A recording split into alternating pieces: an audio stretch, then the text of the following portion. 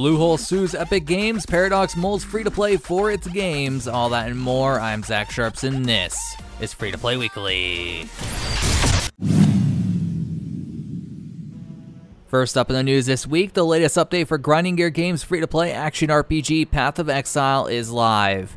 The Incursion League, which Grinding Gear says is the largest update to date, sends players over 1,000 years into the past. The temple players will explore is filled with treasures that have gone untouched since it was swallowed by the jungle and left forgotten.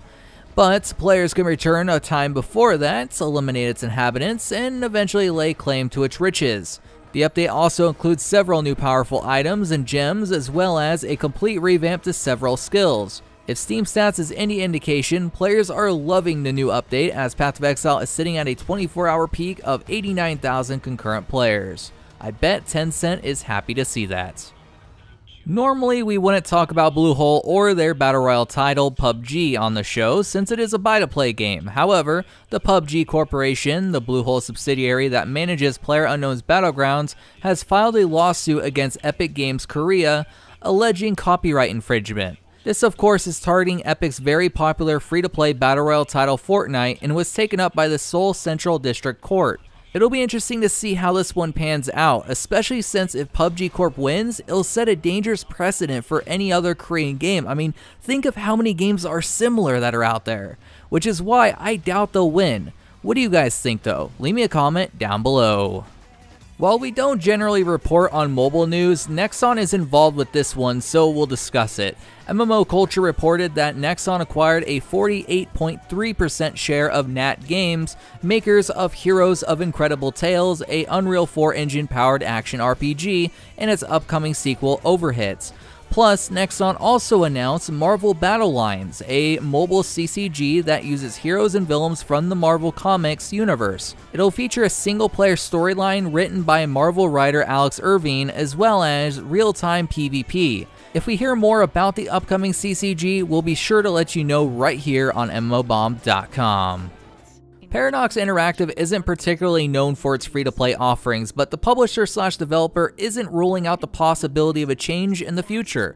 In an interview with Games Industry, 3 Paradox executives weighed in on the company's success. They discussed how Paradox has a huge DLC offering for all of its games, and that for new players who also have to buy the vanilla version, it could be very intimidating. The executives mentioned that they aren't married to one payment model or another, but they see the premium model shrinking and the free-to-play model growing. The one thing holding them back is, quote, "I don't think we have anything particularly against free-to-play grand strategy games, we just have no idea how that would do," end quote. So if Paradox finds out a way to make it work, it's possible we might see more free-to-play titles by them in the future, probably starting with their older titles first. Personally, since their DLC catalog is huge, I would love to see this move happen, but what about you? It's time for the question of the week. Last week on the show, I asked if you have an issue with Tencent buying Grinding Gear Games. Surprisingly, most of you didn't really have an issue with it and mentioned their previous acquisitions as reasons why. This week, if you wish for your comment to be possibly featured on next week's show, make sure to leave a comment down below. This week's question is, do you want to see Paradox Library go free to play? If so, which game intrigues you?